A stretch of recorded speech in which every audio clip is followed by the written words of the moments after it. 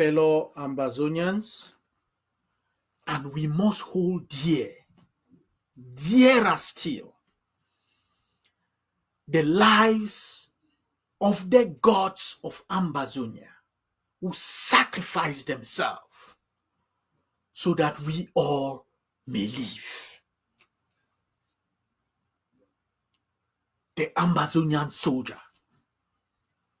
the common soldier today, dying in our bushes, in our forests, in our towns and villages. It doesn't matter how you see them, whether you see them as people whose only option is a truck pusher, whose only option is an unemployed, whose only option, as I have seen defined, are failed individuals.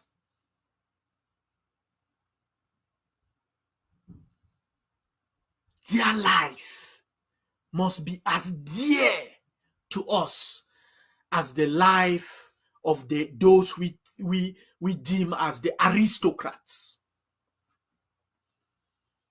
the betrayers, the traitors, even if they are parading as lawmakers of Ambazonia, certifying the crimes against humanity and genocide occurring in our land. Even though they are the billionaire business people who eat at the table of the killers and burners of our villages, the ethnic cleansers parading in our streets today. The life of our common soldier is not more dear than the life of these aristocrats, these lawmakers and business people and doctors and the educated, the aristocratic class who cry from a little pinch and scream at the top of their voices when one of theirs is held accountable for his or her action. Let me assure the Ambazonian people that a war of liberation is strong and is getting stronger by the hour. From our forces in Bui, our actions in Uku, the fight that has been joined in Donga Mandung, our forces in the great state of Meme, the fight launched by our mother base in the great state of Manu and Lebialem,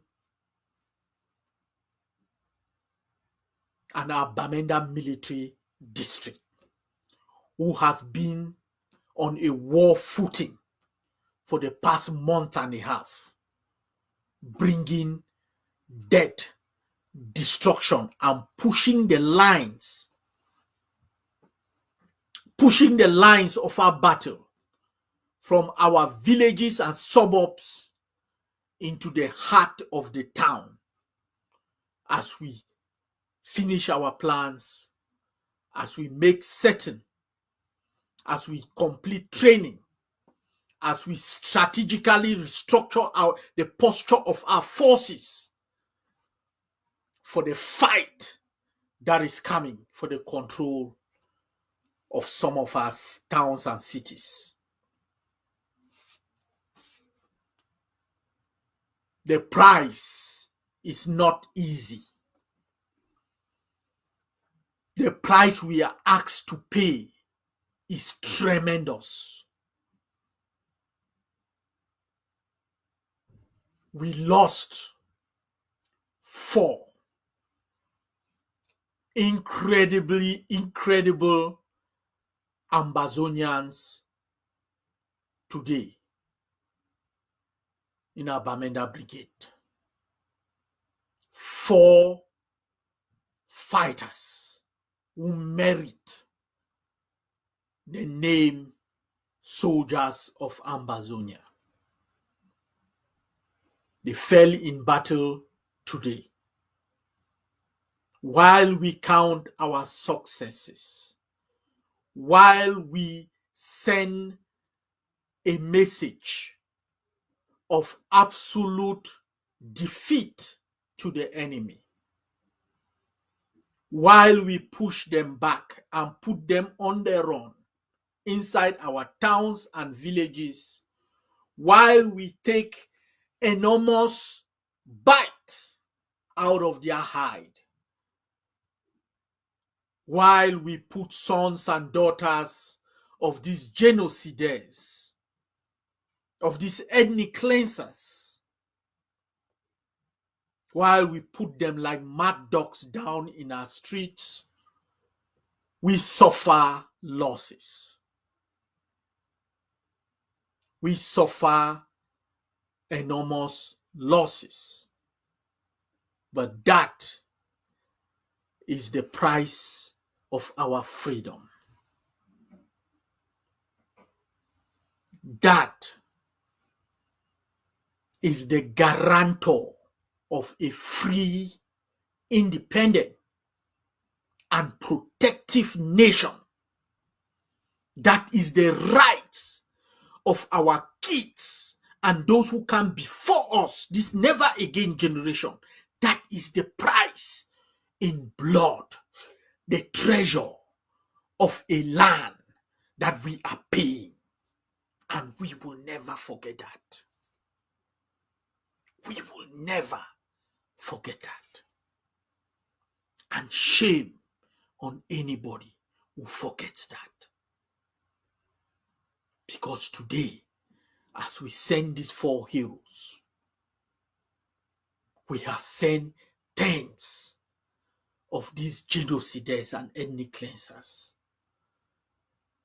We have sent tens of them to meet their maker, Satan, in hell.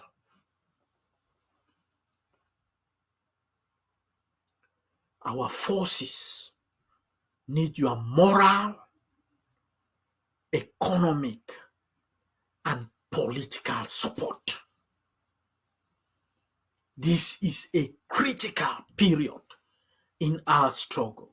How critical is the meetings I've been having with the leader of the revolution in the past few days as we shore up the defenses in our Bui military district by putting in massive investments that are going on, by shoring the forces in our Tuba military district, by putting resources at the disposal of the forces, by strengthening our Mezam axis, strengthening the Mezam military district and the brigades that make up that military district, our mother base, making investment at this moment in our Fako and Meme military districts.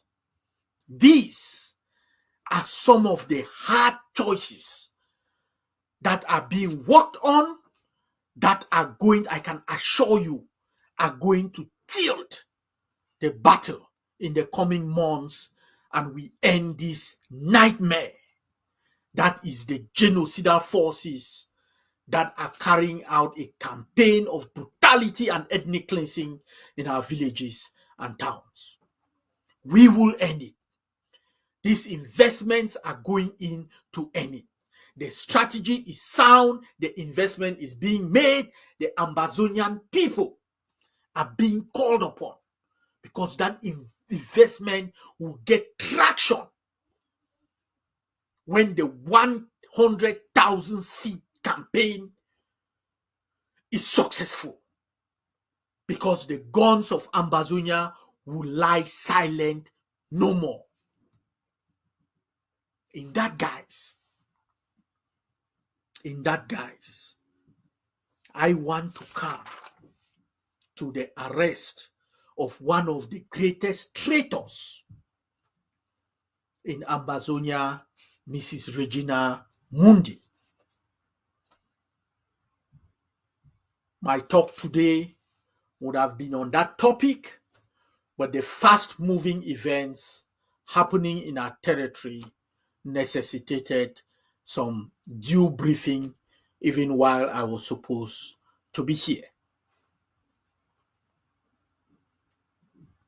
One of the most important lessons we as the Ambazonian people must learn, a lesson that, having listened to some of the arguments since the arrest of this traitor from our people, having listened to them, almost will push someone to despair.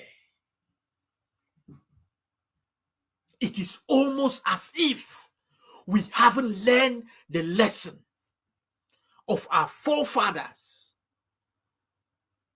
getting out of the Eastern House of Parliament and handing our freedom over to genocides, a freedom we are now fighting and losing thousands of our people in the land of our birth.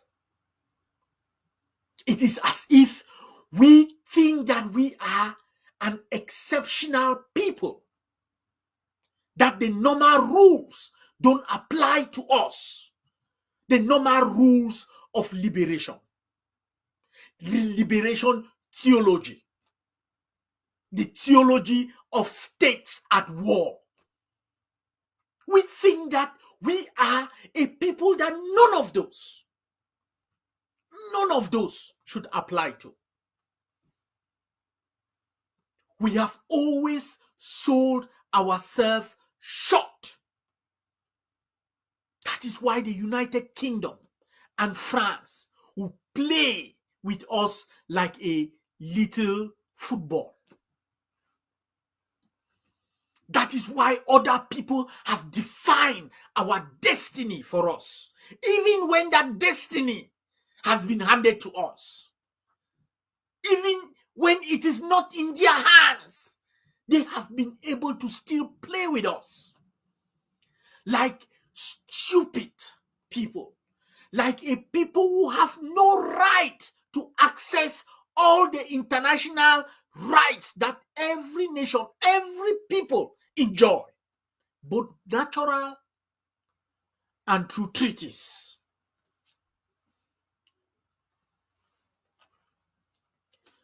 My fellow Ambazonians, and for any who are listening who are not Ambazonians, we don't aspire to be an exceptional people.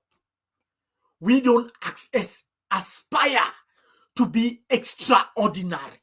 If that means that we do not have the same right as the next man.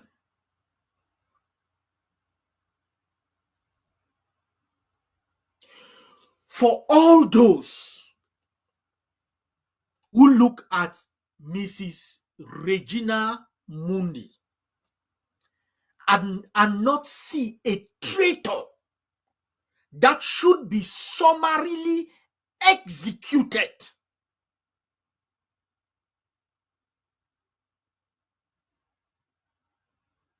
I despair of you. If you see her and you don't see a traitor betraying a country at war, whose crimes are crimes that should result in a summary execution once she is caught,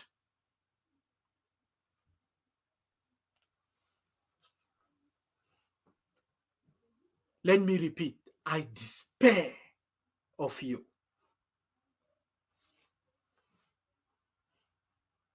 I can go into precedents of how every other nation, every other revolution, every other people have treated the likes of Mrs. Regina Mundi.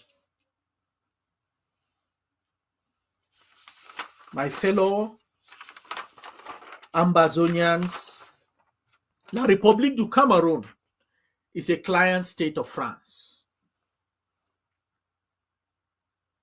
Do you know where the term horizontal collaboration came from?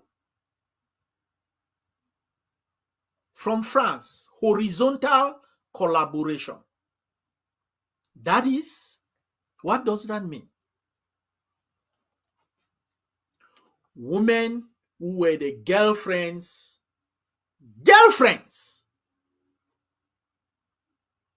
of Nazis who occupied France a few decades ago. All right? Prostitutes whose business is just that. Prostitutes who serviced Nazis. They were also accused of this horizontal collaboration, sleeping with the enemy. These women were targeted and publicly humiliated. Their heads were shaved. They were stripped naked. They were smeared with tar, coal-tar, paraded through towns and taunted.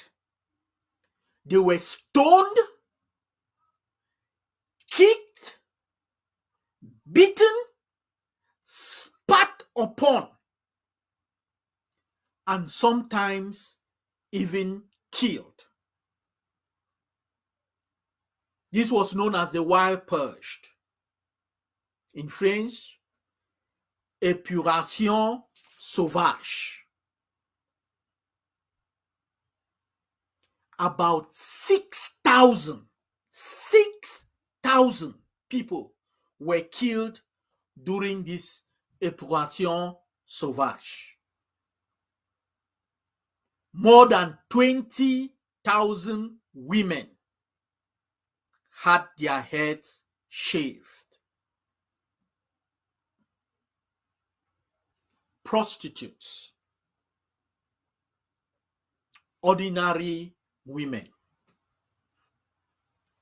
not legislators who rubber stamp genocide or crimes against humanity, not legislators, mere prostitutes and women whose crime they slept with the Nazi occupiers of France.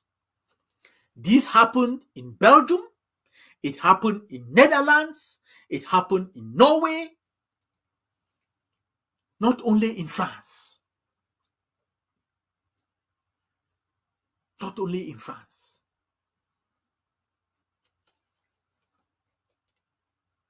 It happened in Italy. Executed, head shaved, stoned, humiliated on the streets. After France, during the Liberation War in France, 9,000, those who were in the Vichy government, the government that collaborated with the Nazis occupiers in France. These women and prostitutes who went out with the Nazis, 9,000 of them were summarily executed when caught during the French resistance to defeat the Nazi occupiers.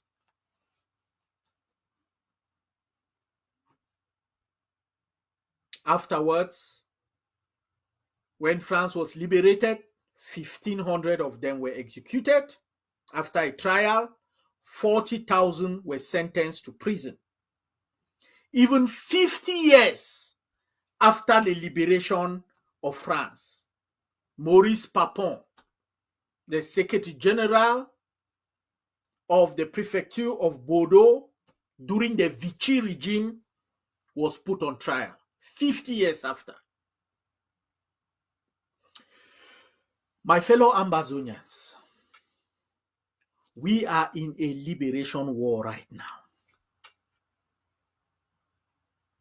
I am not even talking that we have liberated Ambazonians and are now in Boya. And a traitor, someone who rubber stamps the funding, the laws, the war in Ambazonia. You are asking for her release? Do you think that these people will escape persecution, prosecution, and death after we have liberated Boya if they were not caught right now? Do you think that we will excuse them in a liberated Ambazonia where I and you no longer face the threat of genocide, of crimes against humanity, of ethnic cleansing, of summary extrajudicial execution on our streets? Do you think these people will escape justice then? That in the midst of war, you think that escape justice?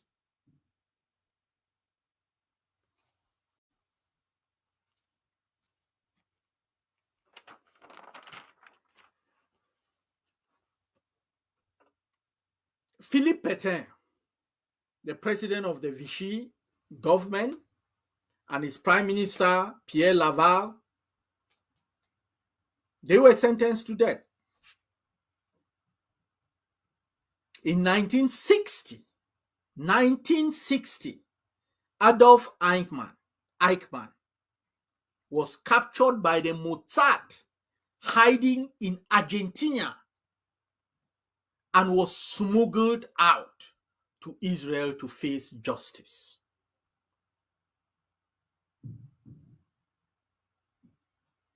In the Soviet Union, collaborators were sent to the Gulag prisons. These are forced labor camps. Those that were not executed summarily were sent to the Gulag.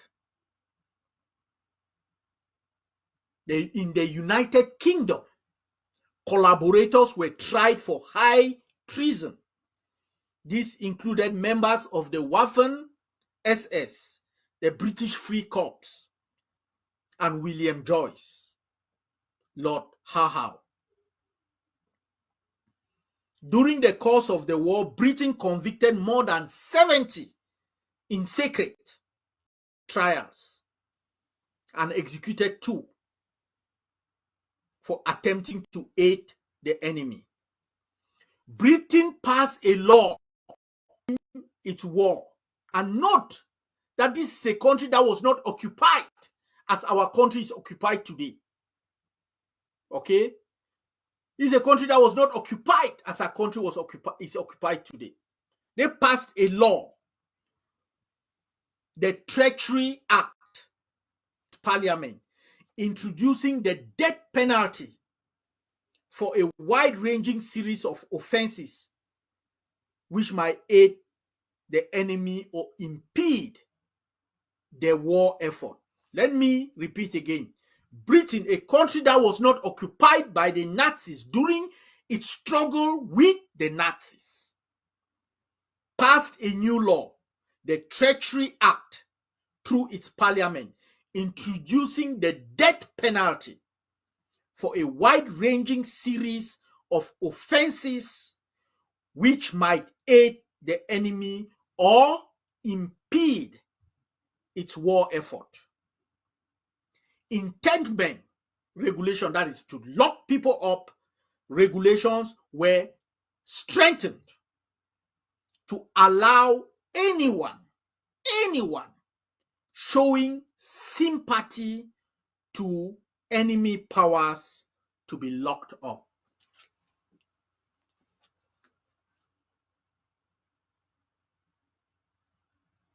Anyone showing sympathy to the enemy powers to be locked up.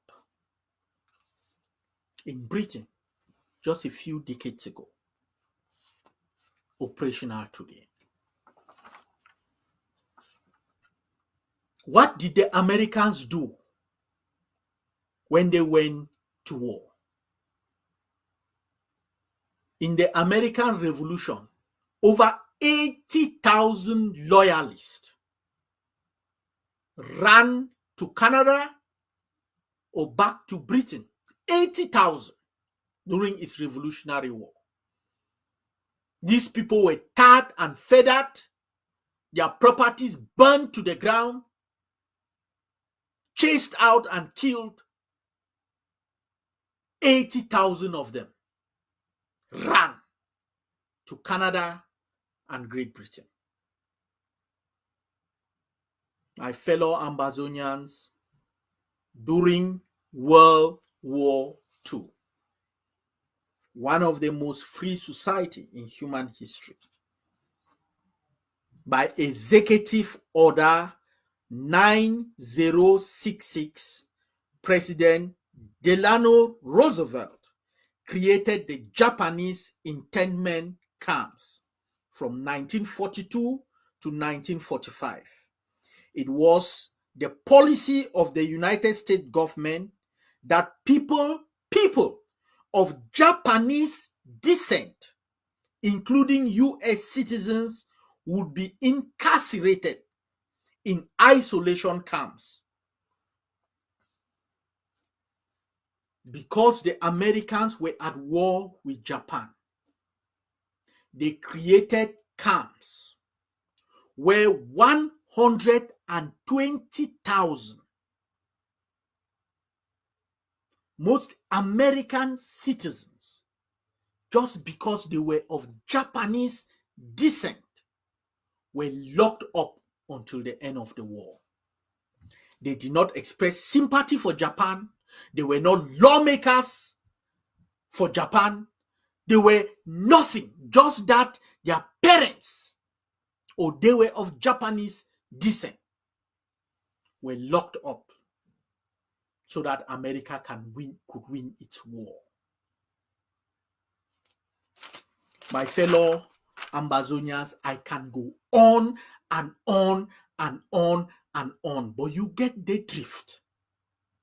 War, a country at war, it is very, very different. If you want to win the war, we are not an exceptional people. We are not different from the South Sudanese. We are not different from the Zimbabweans during the Rhodesian conflict. We are not different from the South Africans. We are not different from the Rwandans. My fellow countrymen, we are no different from the French or the Belgians or the English or the Americans. We are not an exceptional people.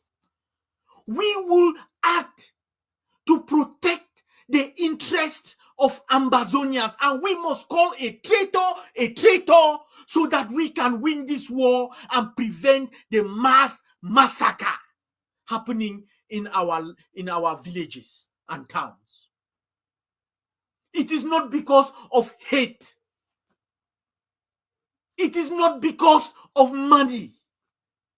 It is not because of anything other than if we want to win this war, we must know our enemy. We must define it without fear or favor. We must be bright-eyed. The line between traitor and citizen must be very clear. It is dispiriting. It is shameful to see people going out there calling themselves Ambazonians that argue for leniency for a traitor like Mrs. Mundi. It is shameful. It is despairing. It is a betrayal of the blood flowing in our streets.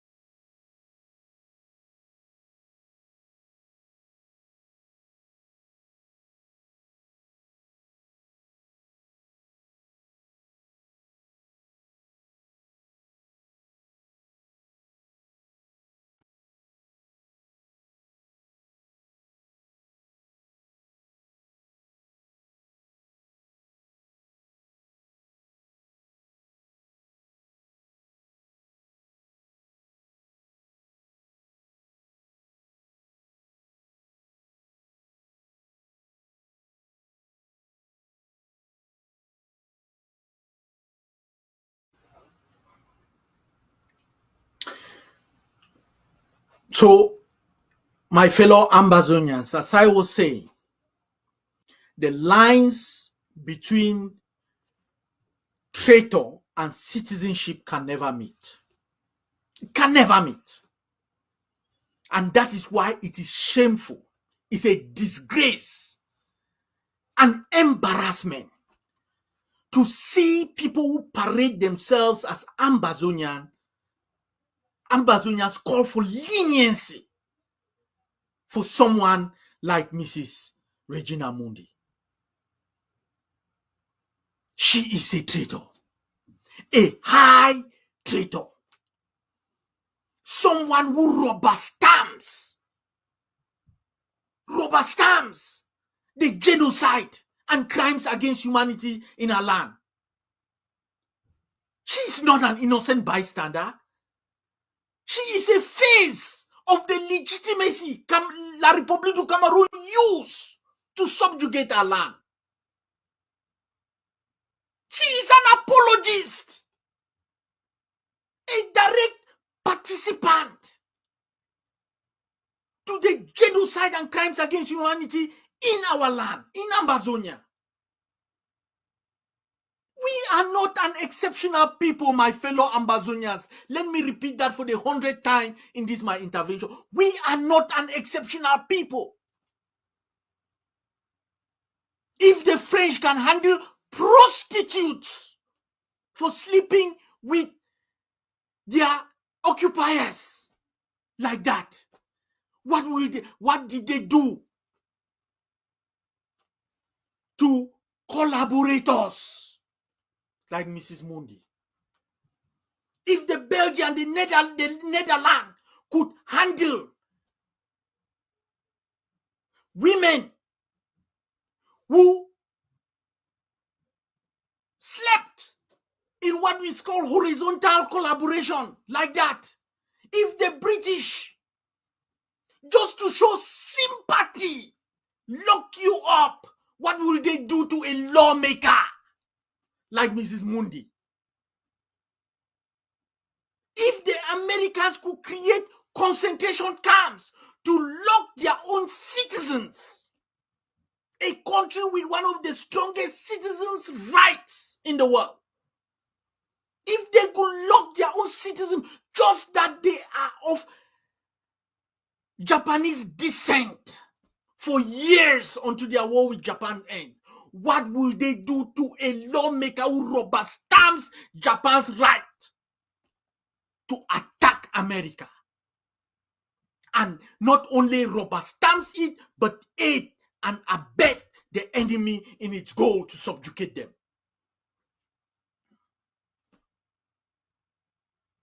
To hear Ambazonians, or even the Americans or the French or the Europeans, the Red Cross and the Red Split for leniency for a genocide like Mrs. Mundi, is sickening.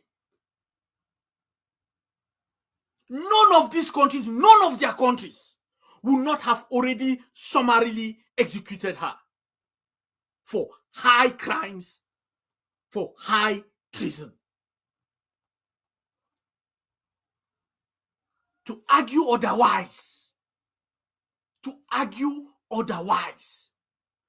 you are an apologist of La République du Cameroun.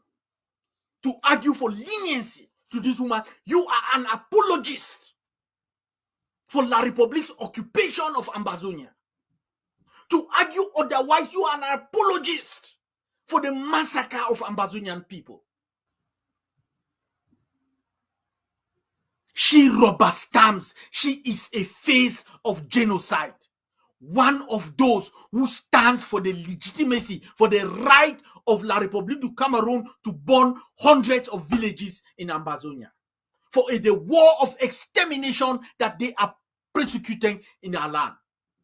For the death today of Commander Forrest of our Bamenda Brigade, of Commander RP, of Commander Lucky,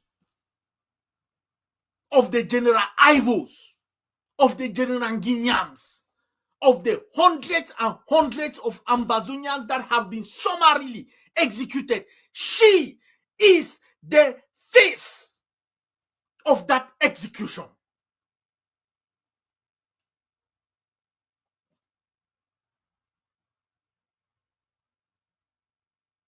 Mrs. Regina Mundi, based on all her crimes for aiding and abetting the enemy, providing a legitimate cover for acts of war and terrorism against the people of Ambazonia, for undermining the war effort by creating the atmosphere of illegitimacy of the Ambazonian cause, by calling into question any right to life, any right to self-determination of the Ambazonian people, for her work as a spy of La République du Cameroon, creating a network of informants within our community that she funds with money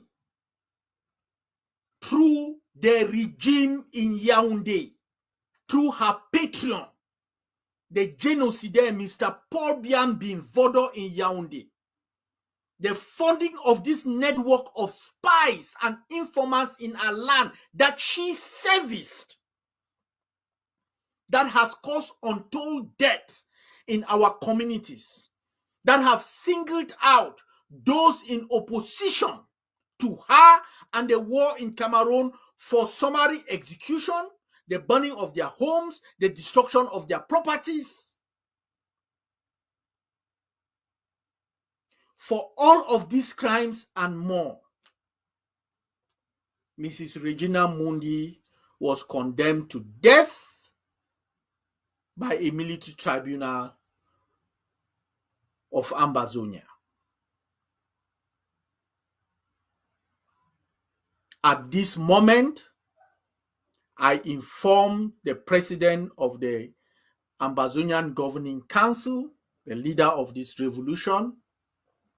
Her fate now lies in his hands. But let me be clear. Let me be crystal clear.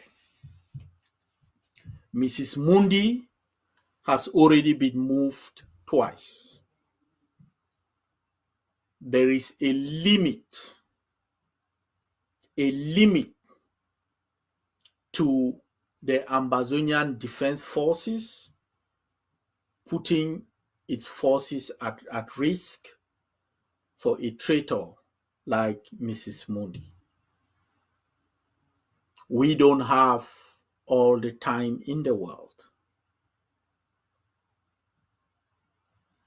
I hope that her paymasters and patrons in the junta in Yaoundé are listening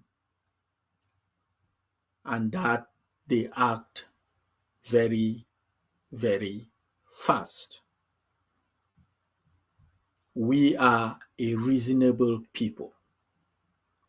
That Mrs. Mundi has not been summarily executed demonstrates that. But we are not going to be unreasonably understanding.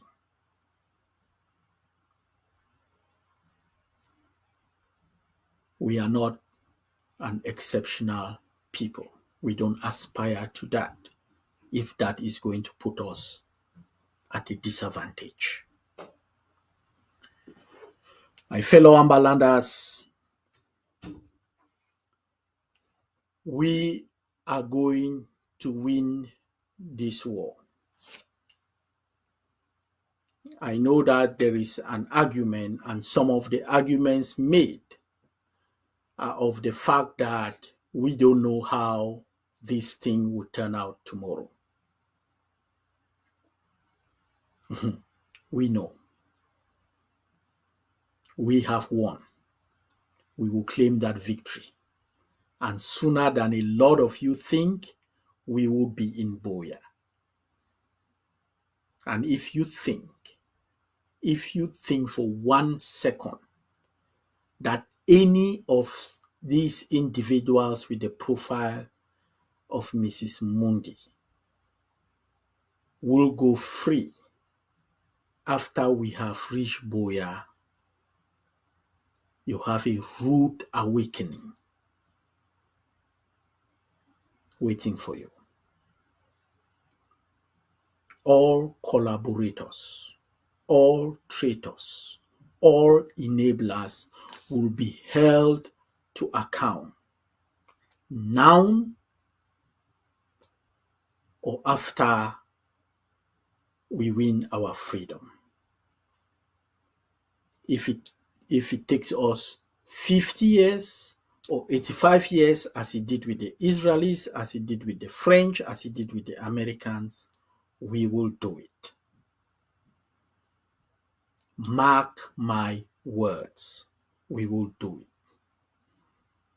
For anybody who still have doubts about our right to prosecute Mrs. Mundi in light of who she is and what she has done, I will ask you, at this moment, the hottest war is between Ukraine and Russia. I will ask you to look at the measures that the Russians have put in terms of people who do not have 1/100 of the crimes that Mrs. Mundi has or has committed. And I will also ask you to look at Ukraine and look at the measures that they have put in place that carry serious penalties for those Ukrainians who commit 1/100 of the crimes that Mrs. Mundi has committed. Then you will understand why at this moment I should be receiving questioning of why Mrs. Mundi has not been executed, not questioning of why she is being held. May God bless you. May God bless Ambazonia.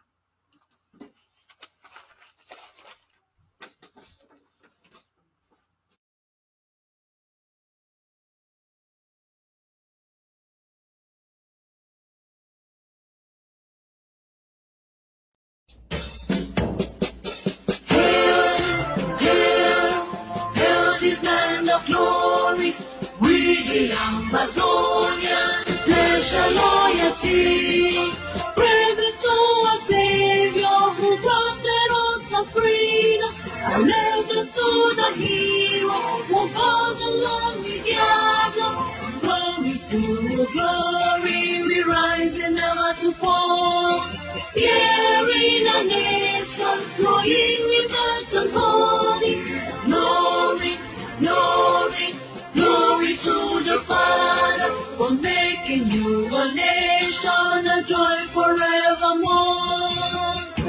Ambazonia, land of freedom, you shall live in plenty, meeting our need, and your children shall be like the stars above.